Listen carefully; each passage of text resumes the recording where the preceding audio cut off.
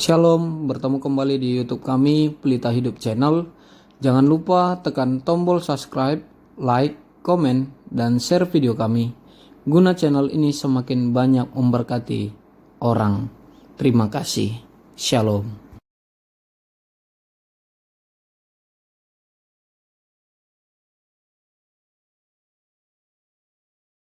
Kejadian pasal 16, Hagar dan Ismail.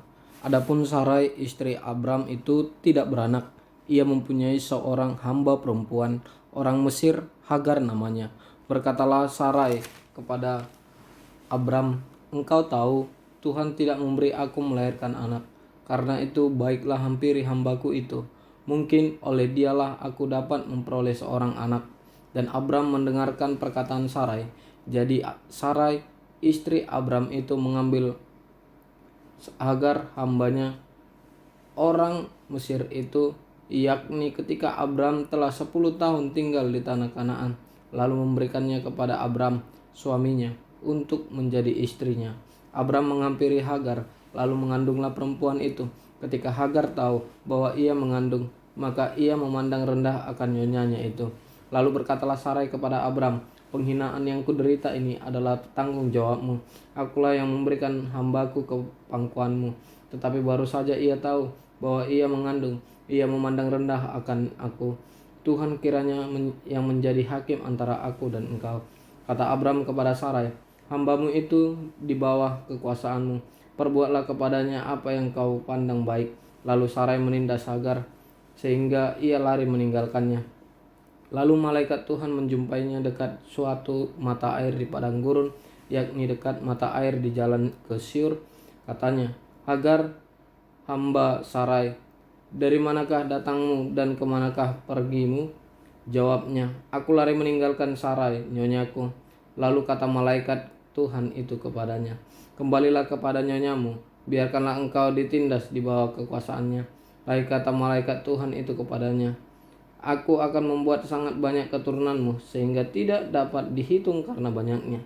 Selanjutnya kata malaikat Tuhan itu kepadanya, "Engkau mengandung dan akan melahirkan seorang anak laki-laki, dan akan menamainya Ismail, sebab Tuhan telah mendengar tentang penindasan atasmu itu. Seorang laki-laki yang lakunya seperti keledai liar, demikianlah nanti anak itu. Tangannya akan melawan tiap-tiap orang, dan tangan tiap-tiap orang akan melawan dia. Dan di tempat kediamannya ia akan menentang semua saudaranya." Kemudian Hagar menamakan Tuhan yang telah berfirman kepadanya itu dengan sebutan, "Engkaulah El Roy," sebab katanya, "Bukankah di sini kulihat dia yang telah melihat aku?" Sebab itu sumur tadi disebutkan orang sumur Lahai Roy, letaknya antara Kades dan Beret. Lalu Hagar melahirkan seorang anak laki-laki bagi Abram, dan Abram menamai anak yang dilahirkan Hagar itu Ismail. Abram berumur 86 tahun ketika Hagar melahirkan Ismail baginya. Kejadian pasal 17, sunat sebagai tanda perjanjian Allah dengan Abraham.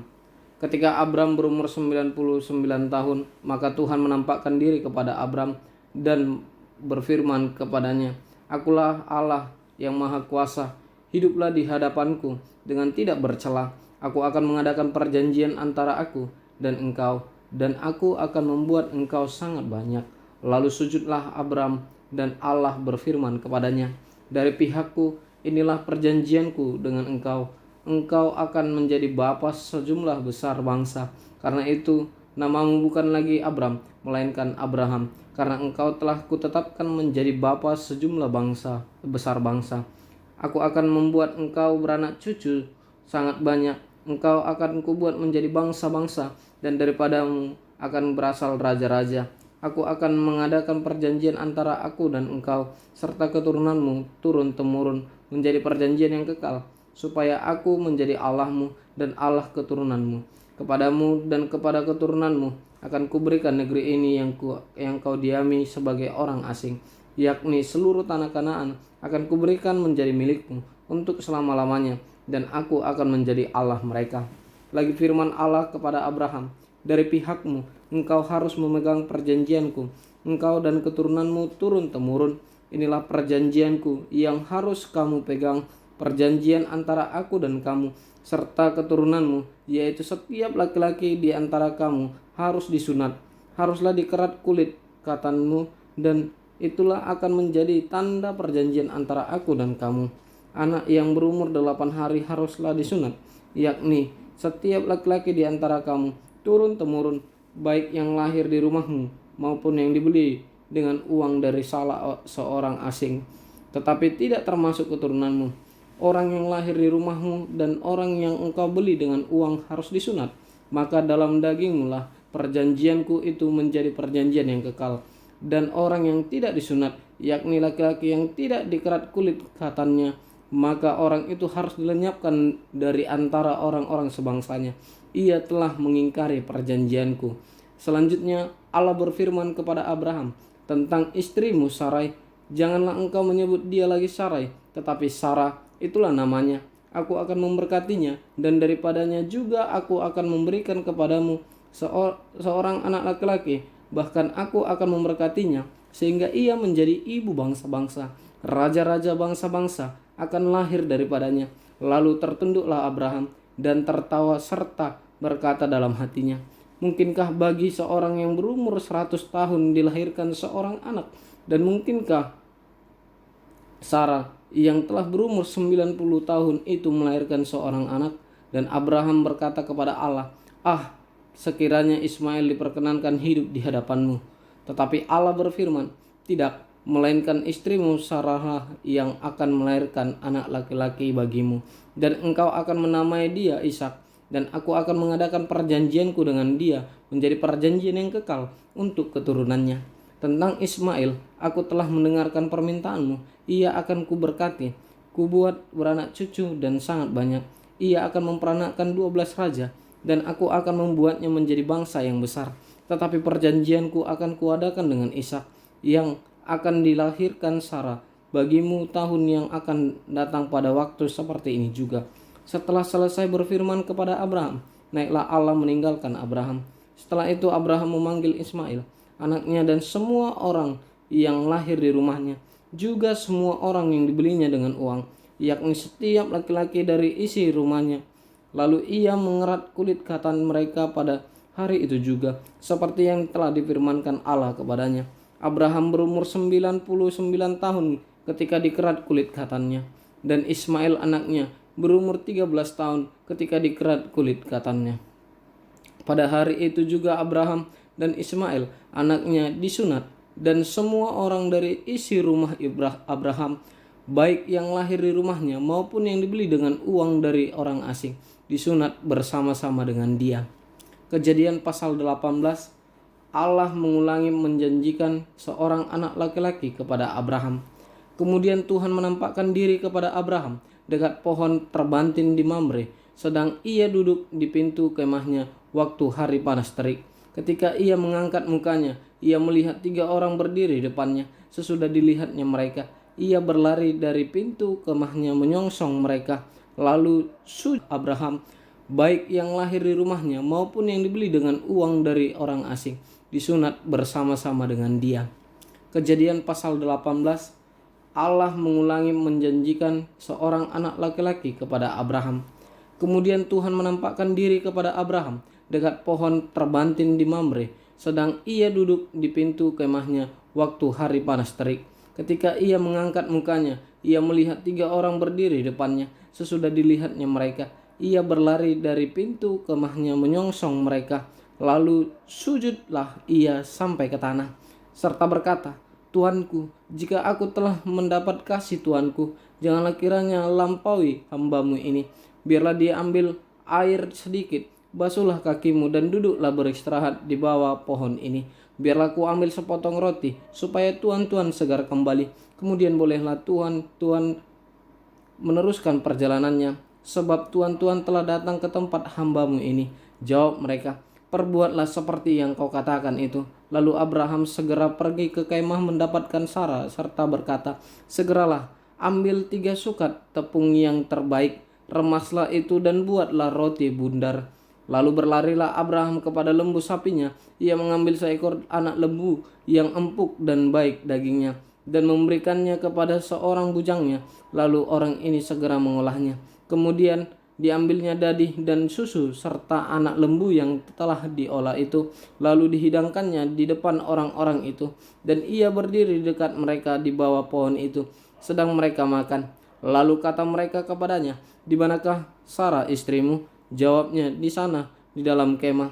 Dan firman-Nya, "Sesungguhnya aku akan kembali tahun depan dan mendapatkan engkau. Pada waktu itulah Sarah istrimu akan mempunyai seorang anak laki-laki." Dan Sarah mendengarkan pada pintu kemah yang di belakangnya.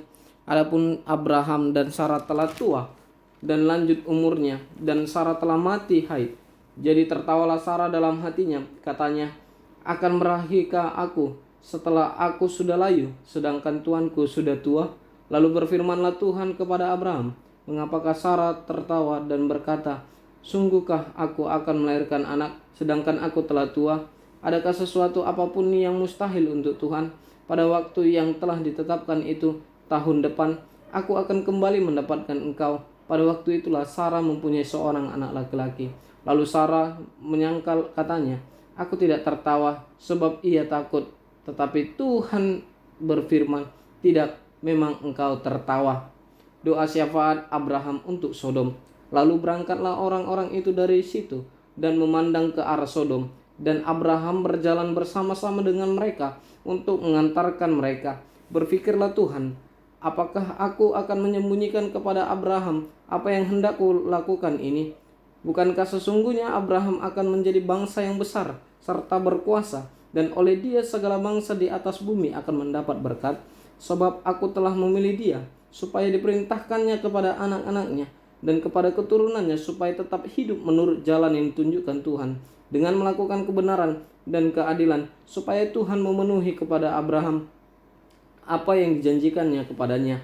Sesudah itu berfirmanlah Tuhan, "Sesungguhnya banyak keluh kesah orang tentang Sodom dan Gomora, dan sesungguhnya sangat berat dosanya. Baiklah, aku turun untuk melihat apakah benar-benar mereka telah berkelakuan seperti keluh kesah orang yang telah sampai kepadaku atau tidak. Aku hendak mengetahuinya." Lalu berpalinglah orang-orang itu dari situ dan berjalan ke Sodom, tetapi Abraham masih tetap berdiri di hadapan Tuhan. Abraham datang mendekat dan berkata, "Apakah engkau akan melenyapkan orang benar bersama-sama dengan orang fasik? Bagaimana sekiranya ada 50 orang benar dalam kota itu? Apakah engkau akan melenyapkan tempat itu, dan tidakkah engkau mengampuninya karena ke-50 orang benar yang ada di dalamnya itu? Jauhlah kiranya daripadamu untuk berbuat demikian, membunuh orang benar bersama-sama dengan orang fasik, sehingga orang benar itu seolah-olah sama dengan orang fasik. Jauhlah kiranya yang demikian daripadamu. Masakan hakim segenap bumi tidak menghukum dengan adil?" Tuhan berfirman, "Jika kudapati 50 orang benar dalam kota Sodom, aku akan mengampuni seluruh tempat itu karena mereka." Abraham menyahut, "Sesungguhnya aku telah memberanikan diri berkata kepada Tuhan, walaupun aku debu dan abu, sekiranya kurang 5 orang dari ke-50 orang benar itu, apakah engkau akan memusnahkan seluruh kota itu karena yang 5 itu?"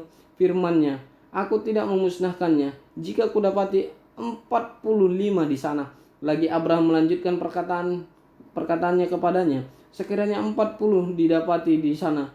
Firman-Nya, "Aku tidak akan berbuat demikian karena yang 40 itu." Katanya, "Janganlah kiranya Tuhan murka kalau aku berkata sekali lagi, sekiranya 30 didapati di sana." Firman-Nya, "Aku tidak akan berbuat demikian jika kudapati 30 di sana." Katanya, "Sesungguhnya aku telah memberanikan diri berkata kepada Tuhan, sekiranya 20 didapati di sana." Firman-Nya, "Aku tidak akan memusnahkannya karena yang 20 itu." Katanya, "Janganlah kiranya Tuhan murka kalau aku berkata lagi sekali ini saja, sekiranya 10 didapati di sana." Firman-Nya, "Aku tidak akan memusnahkan karena yang 10 itu." Lalu pergilah Tuhan setelah ia selesai berfirman kepada Abraham, dan kembalilah Abraham ke tempat tinggalnya. Kejadian pasal 19. Sodom dan Gomora dimusnahkan, Lot diselamatkan. Kedua malaikat itu tiba di Sodom pada waktu petang. Lot sedang duduk di pintu gerbang Sodom, dan ketika melihat mereka, bangunlah ia menyongsong mereka. lalu sujud dengan mukanya sampai ke tanah, serta berkata, "Tuan, Tuan, silakanlah singgah ke rumah hambamu ini. Bermalamlah di sini dan basuhlah kakimu, maka besok pagi tuan-tuan boleh melanjutkan perjalanannya." Jawab mereka, "Tidak, kami akan bermalam di tanah lapang." Tetapi karena ia sangat mendesak mereka, singgahlah mereka dan masuk ke dalam rumahnya. Kemudian ia menyediakan hidangan bagi mereka. Ia membakar roti yang tidak beragi, lalu mereka makan. Tetapi sebelum mereka tidur, orang lelaki dari kota Sodom itu, dari yang muda sampai yang tua, bahkan seluruh kota, tidak ada yang terkecuali datang mengepung rumah itu. Mereka berseru kepada Lot, "Di manakah orang-orang yang datang kepadamu malam ini?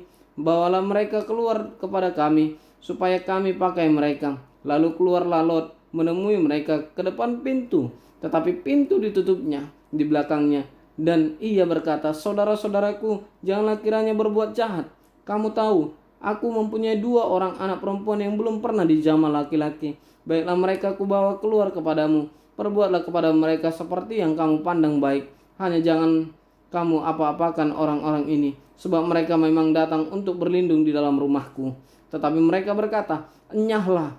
Lagi kata mereka, "Orang ini datang ke sini sebagai orang asing, dan dia mau menjadi hakim atas kita. Sekarang kami akan menganiaya engkau lebih daripada kedua orang itu."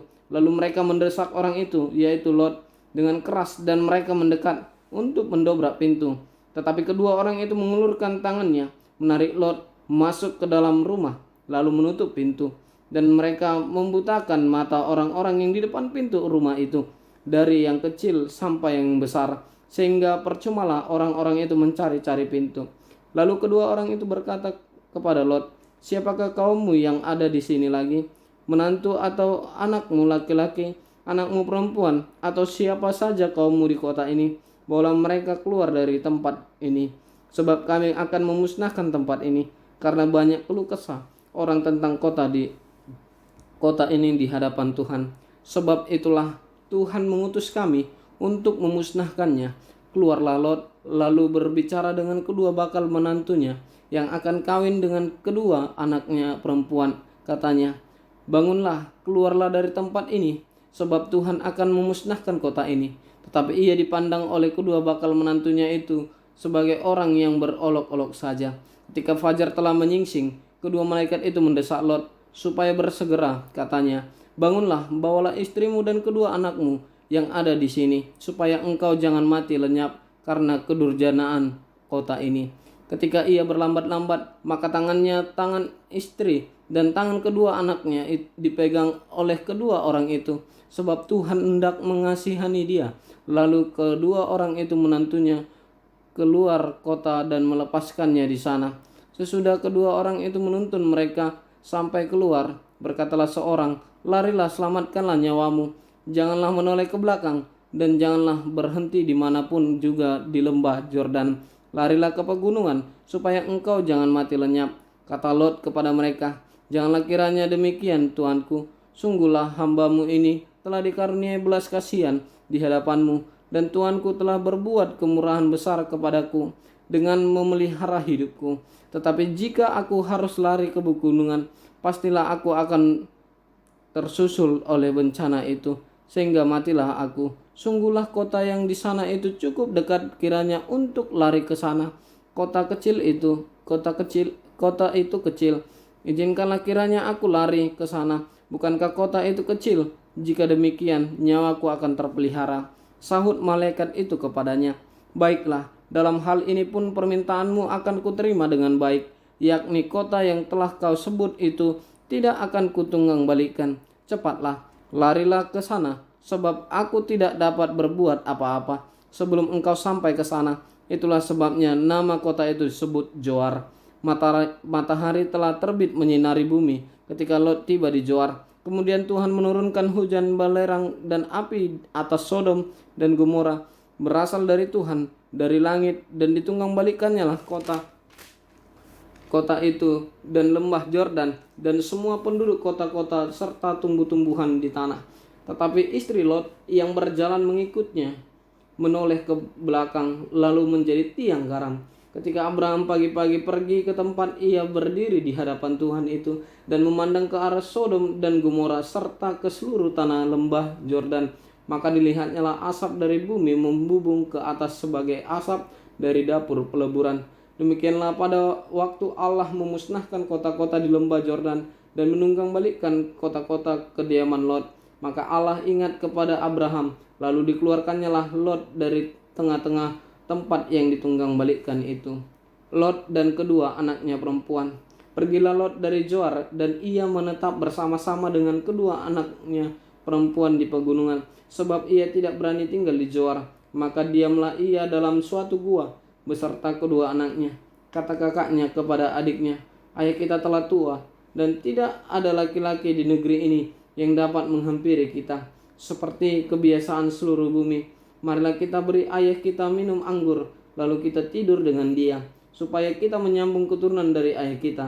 Pada malam itu mereka memberi ayah mereka minum anggur, lalu masuklah yang lebih tua untuk tidur dengan ayahnya. Dan ayahnya itu tidak mengetahui ketika anaknya itu tidur dan ketika ia bangun. Keesokan harinya berkatalah kakaknya kepada adiknya, "Tadi malam aku telah tidur dengan ayah. Baiklah malam ini juga kita beri dia minum anggur. Masuklah engkau untuk tidur dengan dia, supaya kita menyambung keturunan dari ayah kita." Demikianlah juga pada malam itu mereka memberi ayah mereka minum anggur. Lalu bangunlah yang lebih muda untuk tidur dengan ayahnya. Dan ayahnya itu tidak mengetahui ketika anaknya itu tidur dan ketika ia bangun. Lalu mengandunglah kedua anak Lot itu dari ayah mereka. Yang lebih tua melahirkan seorang anak laki-laki dan menamainya Moab. Dialah bapa orang Moab yang sekarang. Yang lebih muda pun melahirkan seorang anak laki-laki dan menamainya Ben-Ami. Dialah bapa Bani Amon yang sekarang. Kejadian 20, Abraham dan Abimelek. Lalu Abraham berangkat dari situ ke tanah Negeb dan ia menetap antara Kades dan Syur. Ia tinggal di Gerar sebagai orang asing. Oleh karena Abraham telah mengatakan tentang Sarah, istrinya, "Dia saudaraku," maka Abimelek, raja Gerar, menyuruh mengambil Sarah. Tetapi pada waktu malam Allah datang kepada Abimelek dalam suatu mimpi serta berfirman kepadanya, "Engkau harus mati oleh karena perempuan yang telah kau ambil itu, sebab ia sudah bersuami." Adapun Abimelek belum menghampiri Sarah. Berkatalah ia, "Tuhan, apakah engkau membunuh bangsa yang tak bersalah? Bukankah orang itu sendiri mengatakan kepadaku, 'Dia saudaraku,' dan perempuan itu sendiri telah mengatakan, 'Ia saudaraku.' Jadi hal ini kulakukan dengan hati yang tulus dan dengan tangan yang suci." Lalu berfirmanlah Allah kepadanya dalam mimpi, "Aku tahu juga bahwa engkau telah melakukan hal itu dengan hati yang tulus, maka aku pun telah mencegah engkau untuk berbuat dosa terhadap aku. Sebab itu aku tidak membiarkan engkau menjamah dia. Jadi sekarang kembalikanlah istri orang itu, sebab dia seorang nabi. Ia akan berdoa untuk engkau, maka engkau tetap hidup. Tetapi jika engkau tidak mengembalikan dia, ketahuilah engkau pasti mati, engkau dan semua orang yang bersama-sama dengan engkau." Keesokan harinya pagi-pagi Abimelek memanggil semua hambanya dan memberitahukan seluruh peristiwa itu kepada mereka. Lalu sangat takutlah orang-orang itu. Kemudian Abimelek memanggil Abraham dan berkata kepadanya, "Perbuatan apakah yang kau lakukan ini terhadap kami, dan kesalahan apakah yang kulakukan terhadap engkau, sehingga engkau mendatangkan dosa besar atas diriku dan kerajaanku? Engkau telah berbuat hal-hal yang tidak patut kepadaku." Lagi kata Abimelek kepada Abraham, "Apakah maksudmu, maka engkau melakukan hal ini?" Lalu Abraham berkata, "Aku berpikir, takut akan Allah tidak ada di tempat ini. Tentulah aku akan dibunuh karena istriku. Lagi pula ia benar-benar saudaraku, anak ayahku, hanya bukan anak ibuku. Tetapi kemudian ia menjadi istriku. Ketika Allah menyuruh aku mengembara keluar dari rumah ayahku, berkatalah aku kepada istriku, 'Tunjukkanlah kasihmu kepadaku, yakni katakanlah tentang aku di tiap-tiap tempat di mana kita tiba. Ia saudaraku.' Kemudian Abimelek mengambil kambing domba dan lembu sapi, hamba laki-laki dan perempuan, lalu memberikan semuanya itu kepada Abraham. Sarah, istri Abraham, juga dikembalikannya kepadanya. Dan Abimelek berkata, 'Negeriku ini terbuka untuk engkau, menetaplah di mana engkau suka.'